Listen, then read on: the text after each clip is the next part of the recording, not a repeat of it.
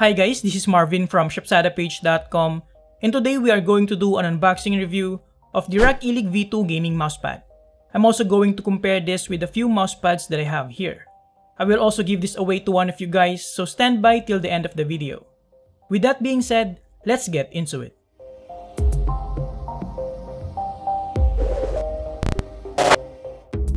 So right here I have the Rakk Ilig V2 gaming extended mousepad from Rakk.ph.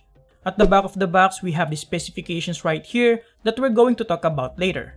So let's pop this baby open. As you can see, it is rolled inside the box. Hopefully, we can easily stretch this flat on our table. At first touch, even if it is only around 450 pesos, it feels really nice and the materials used does feel like they are of good quality. The dimensions are 780mm in length, 300mm in width, with a thickness of 4mm. In terms of design, it is plain and simple with a little logo at the corner right here. The stitching looks good and there are no visible significant fraying or imperfections. At the back or bottom, depending on your perception, we have the rubberized backing to keep the mousepad stay in place. Again, the stitching looks pretty good and the overall feel of the mousepad is quite good. The surface of this mousepad is kinda unusual in a sense that instead of fabric or cloth, this one uses a leather-like material. With that, it gives that premium feel on it. Now, looking closer at the materials used for this mousepad, like I said, the surface itself is made of leather-like material. So right here, you can clearly see the ridges of the surface. This means, in theory, it should have some sort of resistance for the mouse. You can also have a clearer view of how the stitching was done here. I know for a lot of you, it might not be that important, but it's still interesting for me to check this out closely. And lastly, you can also see a close-up view of the rubberized backing here. So it looks like it's not just a smooth rubber, but with a rigid pattern to help make the mousepad stay in place. Alright guys, let's set this up so that we can properly test it. It says on the box that it is waterproof, and to some degrees it is indeed waterproof, which means it won't allow the liquid through the surface, or in short, absorb it. As per my close testing, the liquid is not being absorbed by the material, but instead they just move closer to each other and had to wipe it with a piece of cloth to clean it. Anyways, this is not scientific and feel free to correct me if you want, but to be honest, I think this is not that significant. I just like testing things out.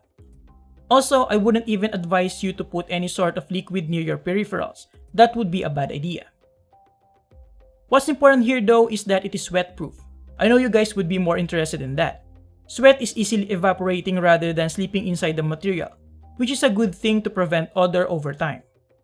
And lastly, in terms of design, before we proceed with the performance, I think it could have been better if they placed the logo on the upper right side instead of here so that it won't be covered by your wrist or forearm while you're using a mouse.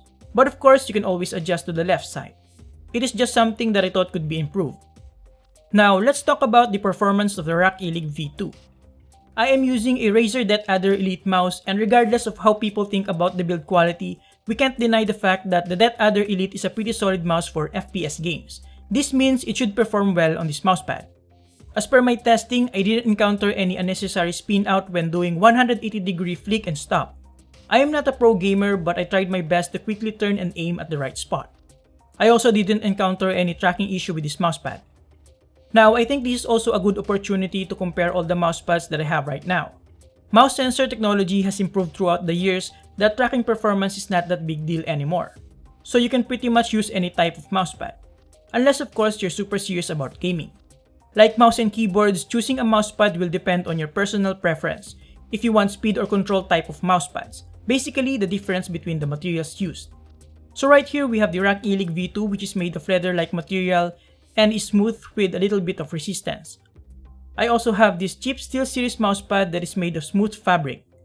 We also have my favorite, the original Razer Goliathus Extended Mousepad Control Edition, which has a very nice soft and rough texture on it.